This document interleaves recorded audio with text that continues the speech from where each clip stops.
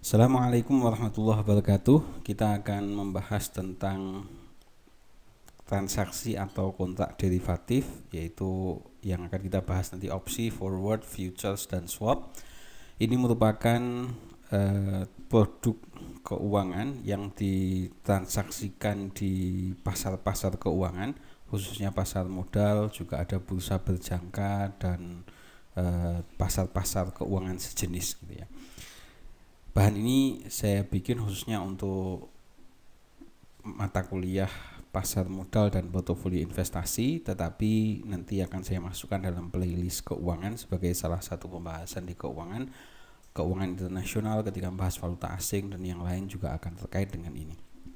Nah, bahasan-bahasan di buku-buku keuangan nanti bisa dilihat di bagian derivatif yang mungkin kadang di buku-buku keuangan tertentu digabungkan antara option, forward, future dan forward atau ada yang digabungkan future dan swap aja, option atau forward saja. Nah, kita akan membahas tentang yang pertama, apa itu produk derivatif atau turunan dari produk-produk keuangan yang diperdagangkan di pasar keuangan.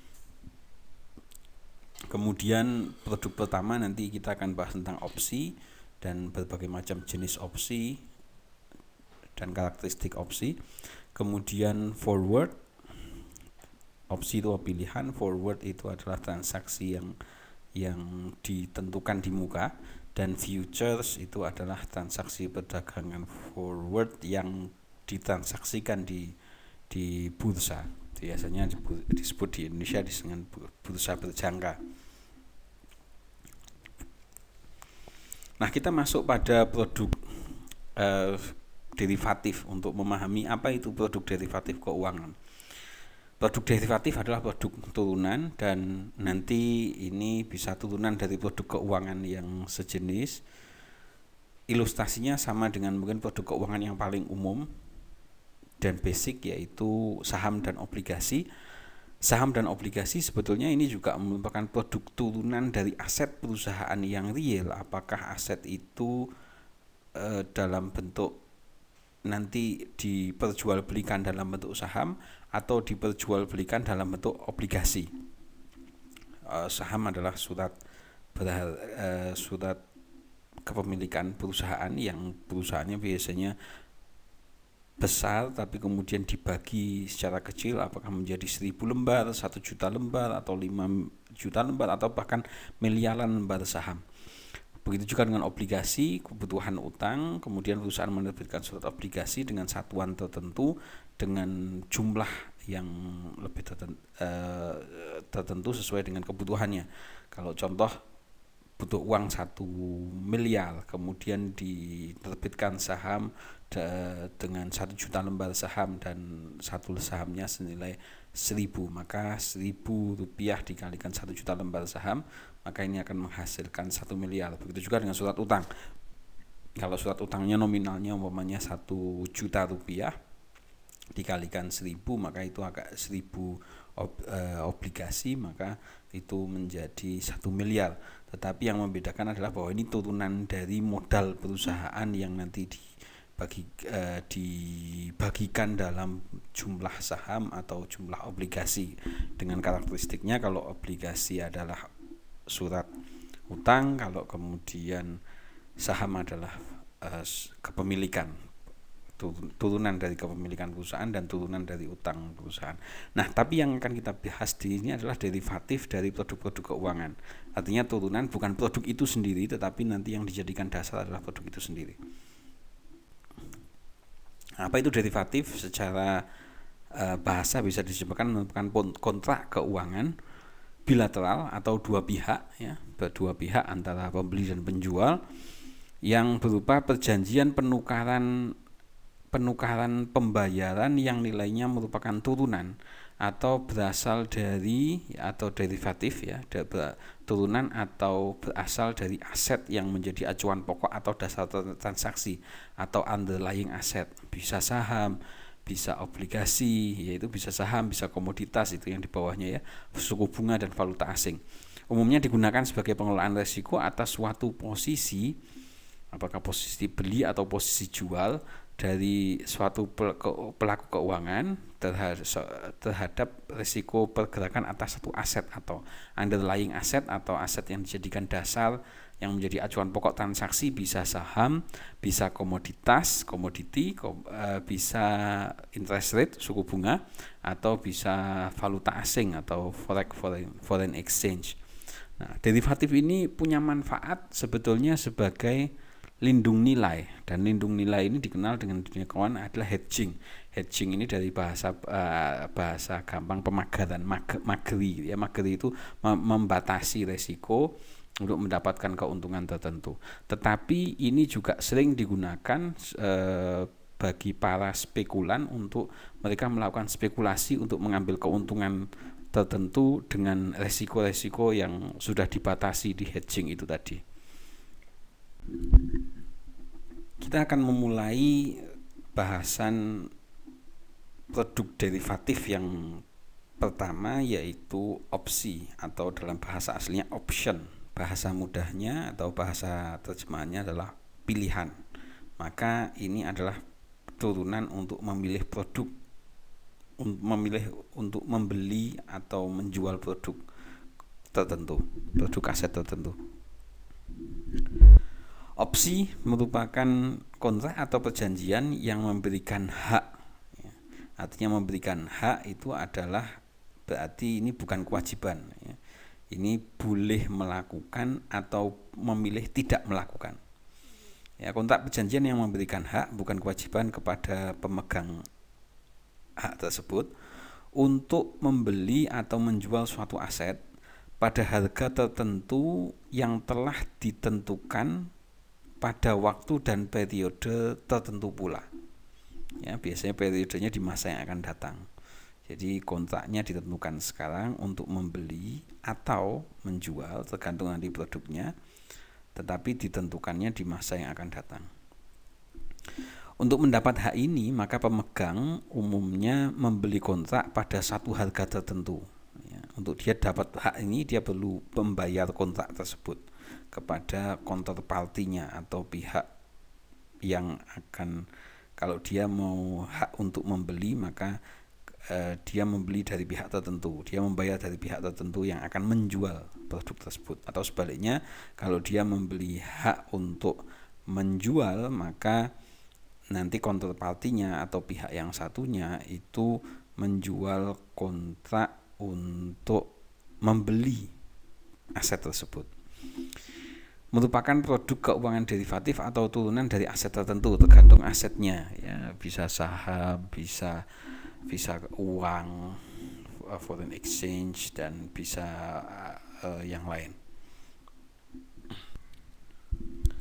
Nah, ada berbagai macam terminologi atau bahasa yang umum digunakan pada opsi.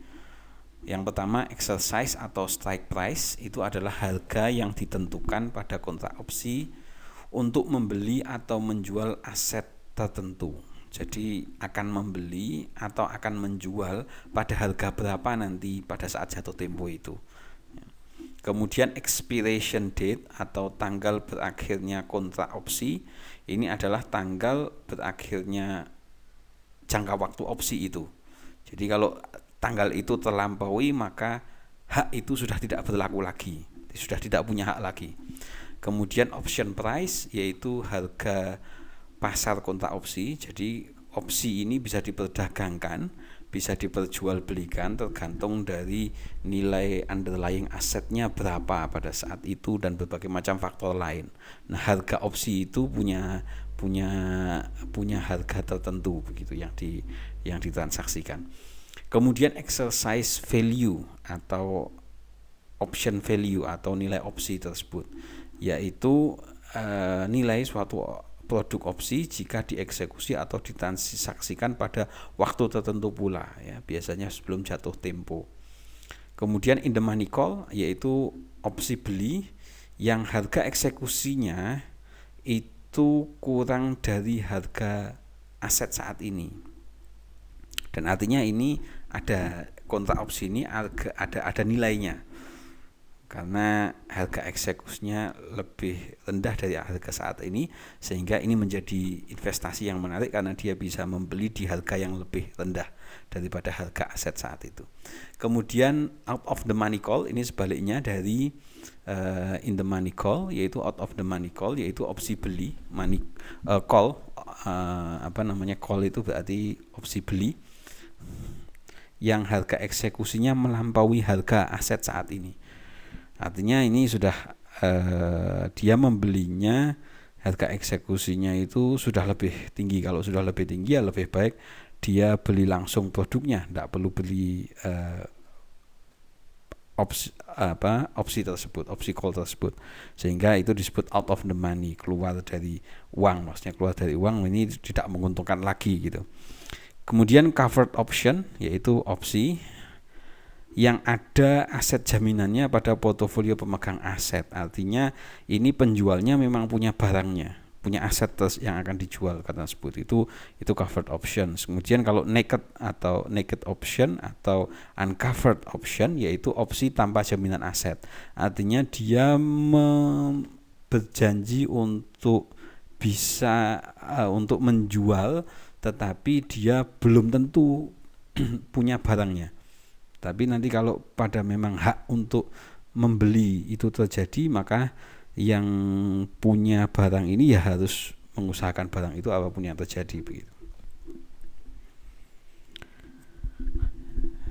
Nah, tipe opsi berdasarkan transaksinya bisa dibagi dua, opsi call dan opsi put. Opsi call disebut juga dengan opsi beli atau call option. Opsi beli yaitu hak untuk membeli aset pada harga tertentu, pada waktu atau periode tertentu. Sedang kalau put itu merupakan opsi jual, disebut juga dengan put option, biasanya put option, yaitu produk derivatif turunan untuk yang pembeli hak opsi ini mempunyai hak untuk menjual aset pada harga tertentu dan pada waktu atau periode tertentu pula seperti perjanjian. Nah, opsi call atau opsi put ini bisa digambarkan seperti ini. Opsi call itu yang digambarkan dengan hijau tadi. Jadi kalau hijau itu maksudnya digambarkan dengan banteng, itu maksudnya kalau harganya akan naik atau bullish gitu ya. Bull itu adalah banteng. Banteng itu dari bawah, kalau nyeruduk itu kan dari bawah ke atas gitu, sehingga ini digambarkan bahwa harga akan cenderung naik. Kalau harga diperkirakan naik, maka membeli call itu akan menguntungkan. Tetapi sebaliknya put option, opsi jual itu adalah kalau diperkirakan harga akan turun, atau kalau pasar itu dikatakan bearish itu adalah beruang. Nah, gambarnya beruang itu. Kenapa beruang? Karena beruang itu biasanya kalau jalan ke atas, tapi nanti terus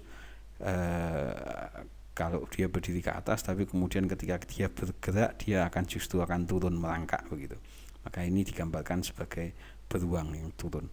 Nah, opsi call itu akan punya nilai ketika membeli opsi call itu adalah membeli kontrak untuk dapat membeli satu aset, biasanya anggaplah itu saham asetnya, pada harga tertentu di masa yang akan datang. Nah, kenapa dia membeli opsi call option ini? Karena biasanya orang yang membeli opsi call ini mengharapkan harga itu akan naik. Harga pasar saat jatuh tempo, yaitu saat jatuh tempo nanti, call option itu diharapkan lebih tinggi dari harga exercise-nya. Maka dia akan melakukan haknya itu atau mengeksekusi haknya itu atau mengexercise haknya itu ketika membeli di harga yang lebih murah pada pasar itu, karena harganya naik, dia bisa membeli di harga yang lebih murah, hak untuk membeli di harga yang murah, sehingga dia nanti akan jual di pasar spot atau pasar tunai atau pasar reguler, pasar umum, sehingga dia akan mendapatkan harga yang lebih menarik karena harga pasarnya lebih mahal daripada harga exercise-nya. Namun sebaliknya pada put option itu yaitu orang yang membeli put option itu dia berarti membeli kontrak untuk mendapat menjual suatu aset pada harga tertentu di masa yang akan datang. Orang yang membeli put option biasanya dia justru mengharapkan atau memprediksi bahwa harganya akan turun di masa yang akan datang.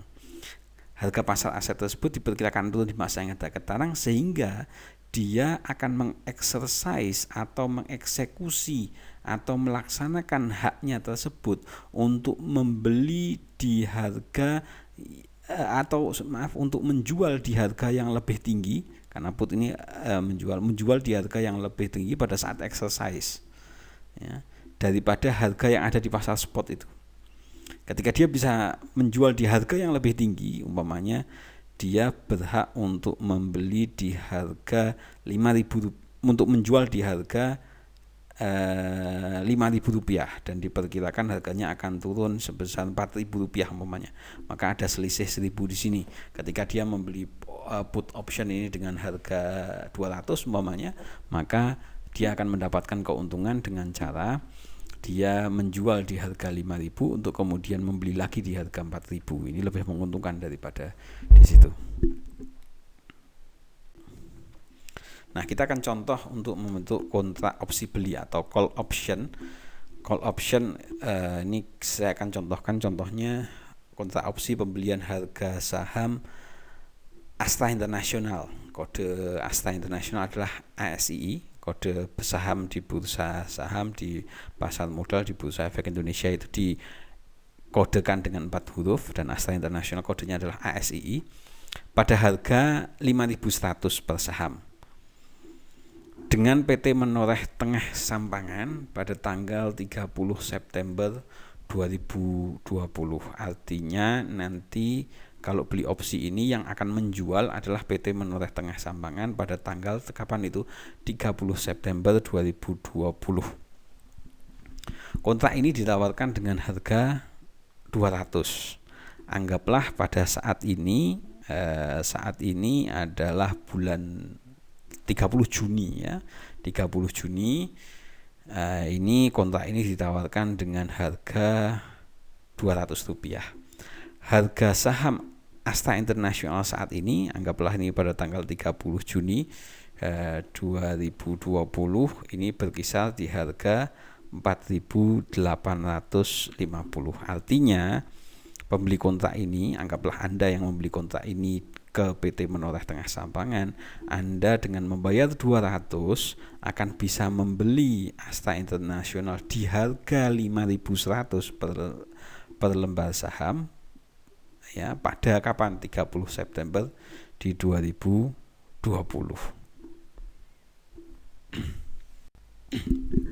Nah, gambaran untuk nilai beli saham ini jika dieksekusi Astra International, jika dieksekusi di harga 5.100 per lembar saham pada 30 September atau 3 bulan setelah 30 Juni, ini bisa digambarkan bahwa nilai opsinya akan seperti ini. Yang pertama bisa dilihat di sini. Kalau harganya pada saat itu paling bawah ya, di tabel paling bawah 4.800 rupiah, maka nilai opsi itu enggak ada nilainya. Begitu pula kalau 5.900, begitu pula kalau 5.000, bahkan sampai dengan 5.100.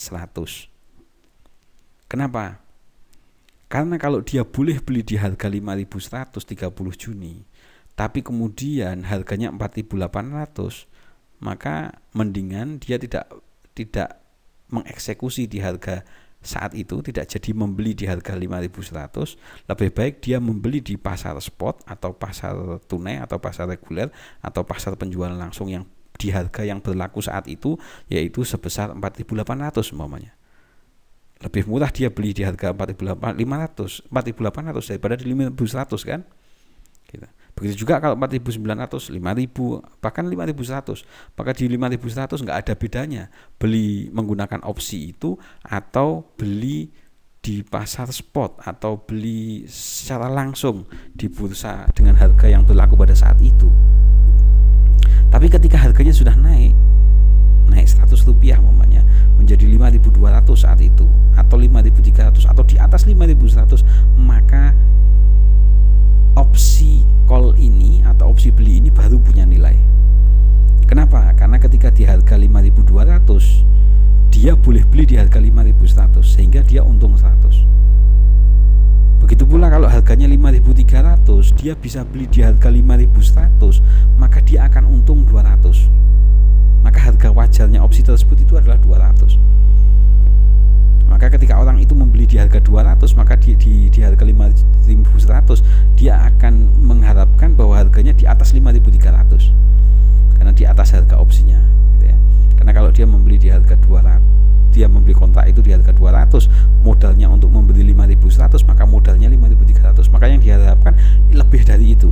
Kemudian begitu pula kalau 5.400, 5.500, maka opsi tersebut akan bernilai selisihnya dari nilai exercise-nya, yaitu harga transaksinya itu 5.100. Maka semakin tinggi harga saham, maka nilai call value-nya baru ada di harga exercise itu.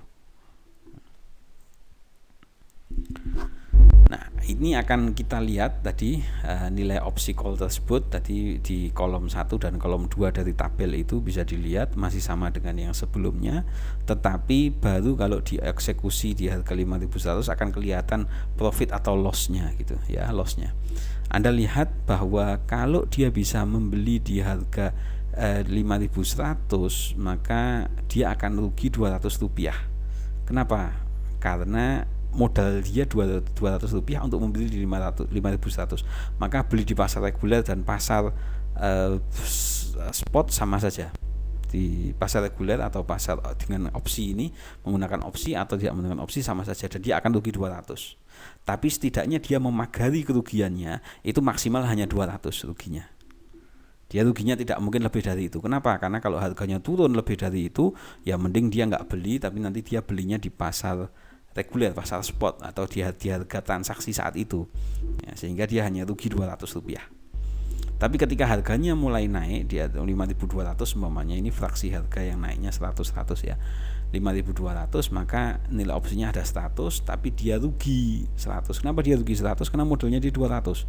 Modalnya 200, dia mendapat call optionnya 100, dia bisa beli di harga 5.100 untuk menjual di harga 5.200, maka dia untungnya 100. Padahal modalnya 200, maka dia masih rugi 100. Dia baru impas ketika dia di harga saham pada saat exercise di 5.100 ini harga pasarnya adalah 5.300. Maka nilai opsi call-nya 200, maka disitulah nilai ini akan impas ya. Kalau naik 5.400, 5.500 barulah kemudian dia akan mendapatkan keuntungan karena dia modalnya di 100 plus 200 plus 5.100, maka dia di modalnya 5.300. Disitulah dia diimpas. Maka profitnya setidaknya dia akan hedging atau memagari kerugiannya di Rp200. Dia tidak akan rugi lebih dari Rp200. Tetapi keuntungannya akan tergantung dari kenaikannya. Ketika kenaikannya semakin tinggi, dia mengharapkan kenaikan tinggi, maka dia akan mendapat keuntungan yang semakin tinggi. Kalau untuk nanti pool itu beda ya, untuk put option opsi jual yang diharapkan adalah sebaliknya gitu ya. Ketika harga naik maka dia kerugiannya itu hanya harga opsinya saja, tapi ketika turun itu kemudian ketika harganya ternyata naik itu dibatasi dengan kerugiannya itu pada opsinya saja, tapi ketika harganya turun semakin besar penurunannya, dia akan untungnya semakin besar.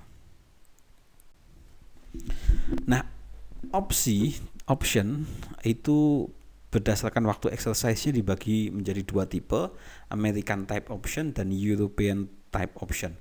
Opsi Amerika dan opsi Eropa. Kalau opsi Amerika itu hanya dapat ditransaksikan atau di-exercise pada rentang waktu atau periode tertentu. Jadi panjang begitu ya. Jadi umumnya tadi 30 Juni sampai 30 September. Selama rentang itu dia bisa mentransaksikan. Itu American type. Tapi kalau European type itu hanya dapat ditransaksikan atau di-exercise pada tanggal tertentu saja. Pokoknya pada tadi di contoh tadi 30 September ya, hanya 30 September itu saja bisa ditransaksikan. Sebelum itu nggak bisa ditransaksikan. Ini model European. Nah, kalau di American Type Option ini, maka pada periode tertentu nanti ada nilai pasar opsi call ini gitu ya.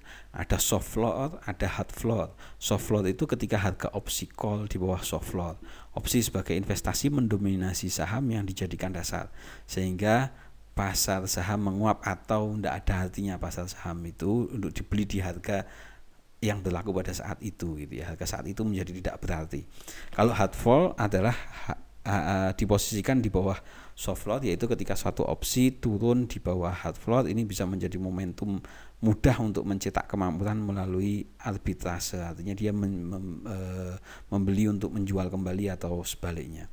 Nah, kalau di European, karena hanya di model Eropa, karena dia hanya bisa menjual pada tanggal tertentu saja, maka momentum tanggal tersebut itu menjadi hari tertentu untuk dimanfaatkan atau dibiarkan. Kalau tadi harganya di atas 5.100 dia akan memanfaatkan, kalau di bawah 5.100 dia tidak akan memanfaatkan opsi tersebut karena nggak ada nilainya.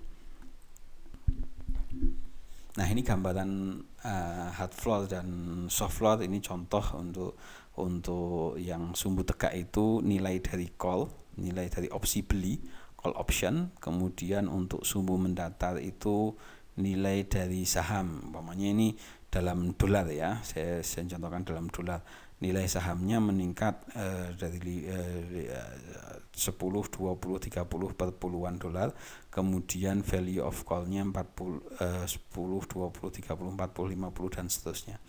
Harga exercise satu opsi, anggaplah ini harga exercise satu opsi adalah 60 dolar.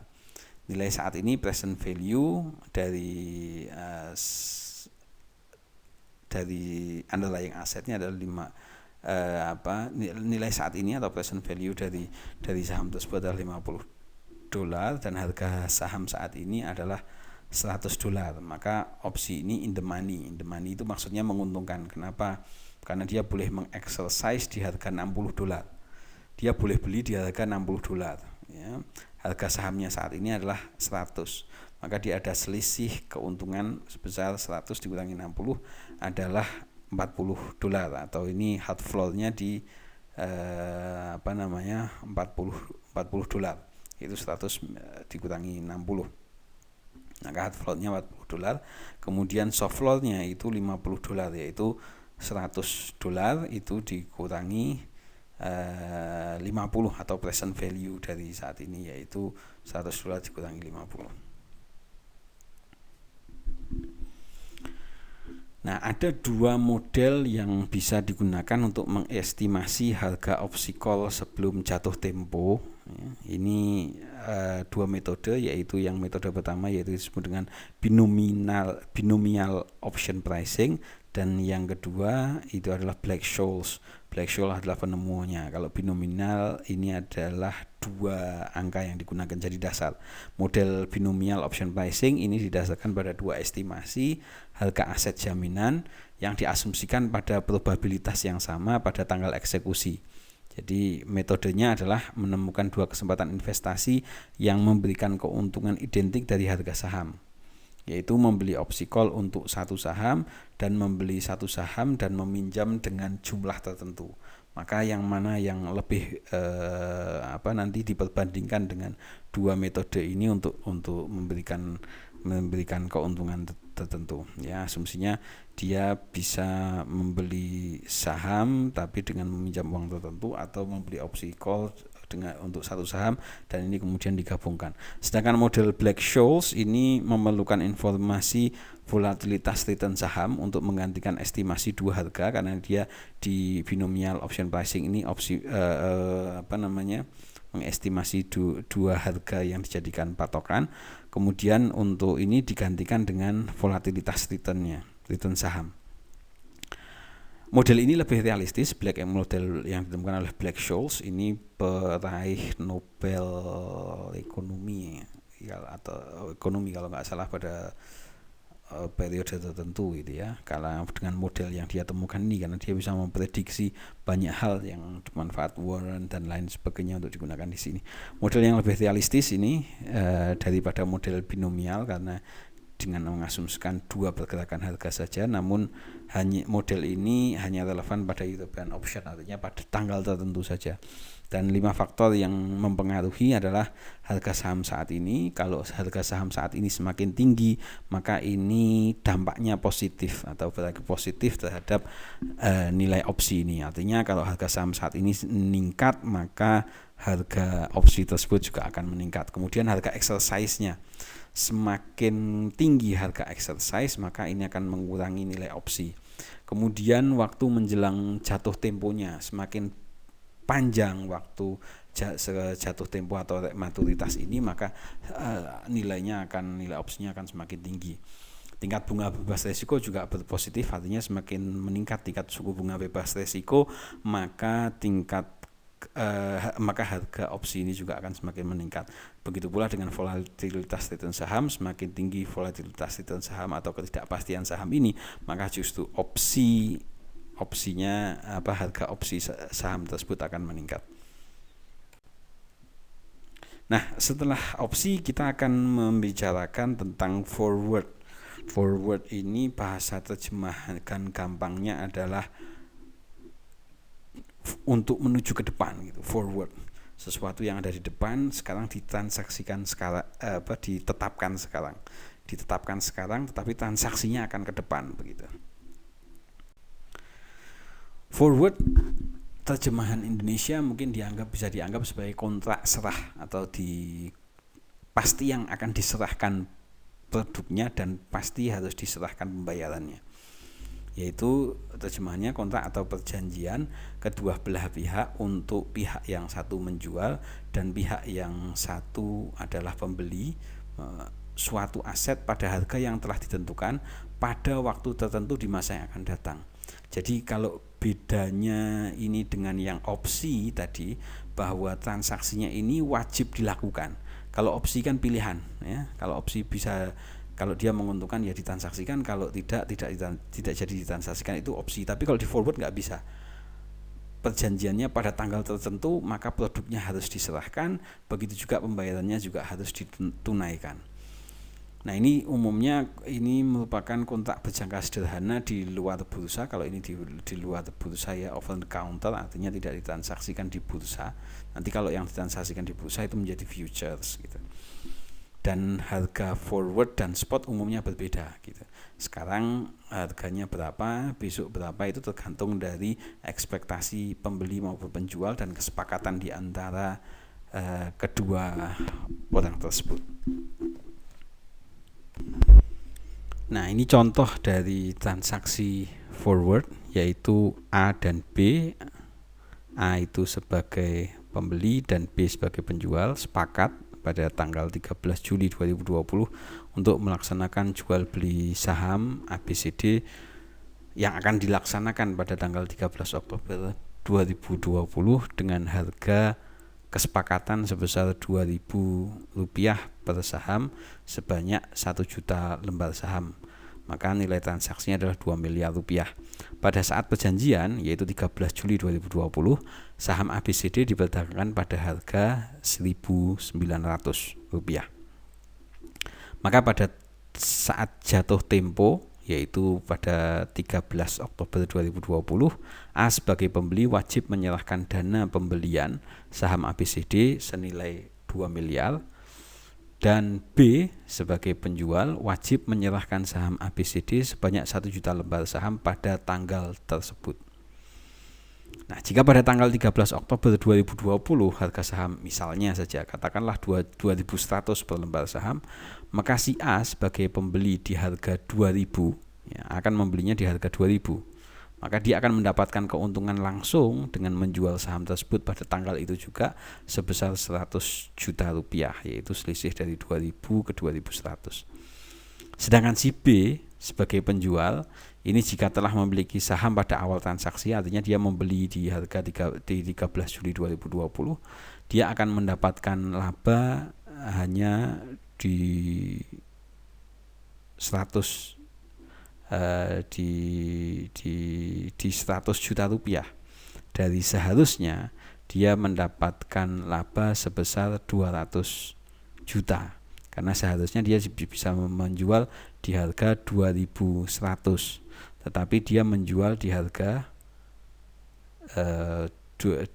2000 saja, sehingga dia hanya mendapatkan keuntungan 100 juta dari yang diharapkan. Seharusnya kalau dia menjual di harga normal dia untung 200 juta, tapi minimal di situ ada kepastian bahwa si B akan mendapatkan keuntungan, si A bisa untung bisa rugi, tapi si A juga mendapatkan kepastian membeli di harga tertentu, sedangkan si B juga sudah memperkirakan keuntungannya gitu. Dan disinilah ada memagari resiko bahwa batasannya ya tidak akan lebih di harga 2100 ini begitu. Selanjutnya kita akan membahas dan saya akan menjelaskan sedikit mengenai futures atau salah satu produk turunan yang ditransaksikan di masa yang akan datang. Ini seperti forward, tetapi bedanya ini diperdagangkan di bursa. Futures merupakan pengembangan dari kontrak forward, artinya kalau forward itu hanya ditransaksikan oleh dua pihak saja. Tetapi kalau transaksi futures ini bisa ditransaksikan di bursa, artinya pembelinya tidak hanya dua orang ini saja, tetapi nanti bisa pihak-pihak lain. Dan sudah terstandarisasi tinggi, adanya standarisasi, umpamanya produknya harus seperti apa, spesifikasinya bagaimana, penyerahannya seperti apa, prosedurnya bagaimana, itu sudah ditentukan secara terstandar. Dan ini sudah ditransaksikan secara elektronik pada saat ini. Ciri khasnya futures adalah marking to market, yaitu marking to market ini adalah daily settlement atau penyelesaian harian, selisih harian antara hak dan hak kewajiban masing-masing ini. Kalau yang posisinya kalah ya harus membayar, kalau yang posisinya menang dia akan mendapatkan gain atau keuntungan. Futures ini biasanya pada produk-produk yang sudah terstandarisasi tinggi, bisa pada komoditas pertanian, umpamanya jagung, gandum, padi gitu, atau pada produk-produk pertambangan, bisa logam emas ya, yang banyak ditransaksikan biasanya emas, perak atau nikel dan yang lain sebagainya, mineral yang lain, dan juga energi, umpamanya pasar futures untuk minyak ya, untuk energi ini minyak, batu bara dan lain sebagainya. Kemudian bisa juga untuk mata uang baik foreign exchange tertentu, mata uang yang sama atau yang biasanya yang berbeda, dan kemudian di pasar keuangan bisa di fixed income securities, obligasi, atau di indeks saham. Nah, posisi di futures itu ada dua posisi long atau posisi short. Posisi long itu artinya dia membeli produk forward yang ditransaksikan ini untuk kemudian dia mendapatkan, kalau dia posisinya long sampai pada periode akhir, dia akan mendapatkan barang tersebut. Kemudian kalau posisi short sebaliknya, dia memilih untuk menjual, yang kalau dia memegang posisi short sampai di akhir maka dia harus menyerahkan produk itu gitu. Nah, cirinya juga di sana ada clearing house, yaitu penyelenggara bursa. Kalau di Indonesia mungkin adalah Bursa Berjangka Jakarta (BBJ) saat ini. Nah, ini perkembangan futures ya. Kalau forward itu sebetulnya ini transaksi yang dari sejarah pun dalam zaman Yunani kuno, ini transaksi pertanian dan komoditas lainnya ini sudah dilakukan, dan meskipun lakukannya secara formal, tapi futures itu mulai marak itu pada abad 19. Nah, transaksi komoditas forward yang dimasukkan bursa dengan adanya standarisasi produk-produk komoditas khususnya pertanian ya awalnya, dan dapat diperdagangkan di bursa. Nah, modern futures market saat ini, pasar futures yang modern saat ini berkembang pada pasar keuangan dengan macam-macam produknya, bisa indeks saham, bisa sekuritas yang bergantung pada bunga seperti obligasi pemerintah atau falas valuta asing forex umpamanya. Bahkan ini berkembang menjadi Bitcoin dan ya, berbagai produk-produk yang lain. Kita akan bahas terakhir adalah swap. Swap ini adalah metode pertukaran ya, pertukaran antara satu transaksi satu dengan yang lain yang kemudian digabungkan menjadi satu dan di brokernya ini melakukan swap pertukaran tersebut. Swap ini merupakan pertukaran berbagai aliran kas yang dapat dianggap sebagai portofolio berbagai kontrak forward. Kontrak forwardnya macam-macam, masing-masing kontrak forward ini punya kewajiban dan aliran kas ini kemudian digabungkan. Berbagai kontrak jual dan beli ini dapat dipertukarkan yang membentuk harga forward untuk semua transaksi. Harga swap harga pertukaran ini merupakan rata-rata dari harga forward yang terbentuk jika masing-masing transaksi forward ini dilakukan oleh masing-masing pihak. Biasanya ini dilakukan oleh swap dealer, yaitu bank sebagai lembaga keuangan, umpamanya untuk valuta asing tertentu, ada pihak yang ingin membeli, ada pihak yang ingin menjual, kemudian di harga yang lebih efisien lah yang bisa dilakukan untuk kemudian banknya ini akan mendapatkan keuntungan dari broker transaksi tersebut. Nah, jenis swap ini ada yang pertama interest rate swap. Ini adalah transaksi untuk perdagangan atau hedging dari perubahan tingkat bunga ya. Perubahan tingkat bunga, ada pihak yang perlu mendapatkan bunga yang rendah ketika meminjam, kemudian ada pihak yang memberikan tingkat bunga yang untuk menutup itu dengan meminjamkan, dan transaksi antara pinjam meminjam ini bisa saling menutup. Kemudian foreign exchange swap ini dilakukan umpamanya ada pihak yang membutuhkan rupiah, ada pihak yang membutuhkan dolar, importir dan eksportir. Kemudian bank melakukan settlement atau penyelesaian dari dua transaksi ini pada masa yang akan datang ya. Swap ini derivatif pada masa yang akan datang, tapi dilakukan saat ini, ditentukan saat ini nilainya. Dan kemudian credit risk on swap ini adalah dilakukan perjanjian kalau untuk pembayaran kredit, kalau sampai ini semacam asuransi kredit, kalau sampai tidak bisa membayar maka dia akan dijamin oleh pihak yang lain, dan karena itu dia mendapatkan pembayaran-pembayaran tertentu. Demikian, terima kasih, semoga bermanfaat penjelasan tentang derivatif ini. Silahkan dipelajari lagi dan mungkin diperkaya dengan berbagai sumber buku, browsing yang lain. Dan terima kasih, mohon masukan dan komentar untuk pengembangan dari bahan-bahan ini, termasuk subscribe dan like kalau belum. Terima kasih. Assalamualaikum warahmatullahi wabarakatuh.